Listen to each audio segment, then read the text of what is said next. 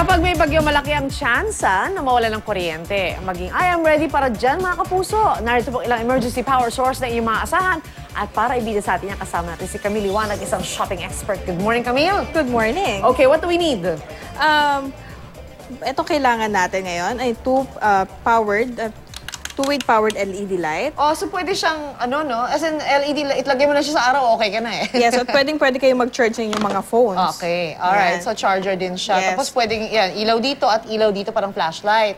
Tumatagal to ng 2 oras. Okay, 2 hours. And then? Meron rin tayo mga LED and LED lamp and fan. Ayan, para... May kasama siyang solar panel. Alright. So, matagal din siya ng 2 hours and 450 lang siya. Okay, so may ilaw ka na, may electric fan ka pa. And then moving on? Siyempre, hindi mawawala ang mga power banks natin. Hindi tayo pwede mawala ng telepono. Oh. Ito naman ay tumatagal ng 3 charging o 6, depende sa laki ng milliampere niya. Ang laki nga nito. Ilang mga milliampere nito? 16,000 milliampere. Okay. The higher the milliampere is, mas marami kayong beses mag-charge sa iba't ibang telepono. Okay, moving on. Meron naman tayong mga floodlight, kasama Okay. niya na ang solar panel. Tumatagal naman siya ng mga 6 hours na continuous use. Okay. Matagal-tagal na gamit to. Ayan, para ma-on lang natin. Ayan, para makita niyo lang gano'n siya sa kailaw. There you go. Okay. Ayan, okay. At kung meron naman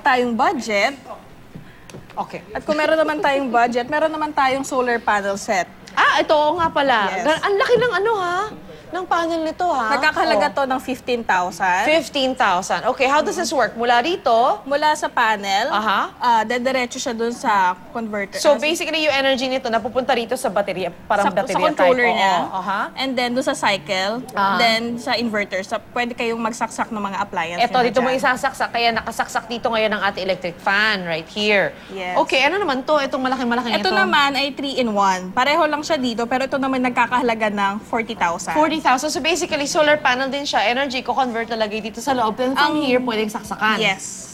Panel na lang ang kailangan niya kasi 3-in-1 na siya. Oo. Anong difference na mas malaki siguro yung nasa store niyang energy, Mas no? malaki siya kasi meron siyang 24 volts. Dito, 12 volts lang siya. I wonder kung pwede ito sa refrigerator o kailangan mas malaki. Pwede siya sa ref ng 4 hours. Talaga? Yes. Wow! Uy, okay yan kasi ayaw natin masira yung mga meat natin, especially kung 2 araw wala tayong kuryente, di ba? Uy, maraming salamat, Camila. Thank you so much. Thank you. Ayan po yung mga pwedeng nyong pagkuha ng source of power habang, well, kung magkaroon man tayo ng blackout, sana hindi na lang.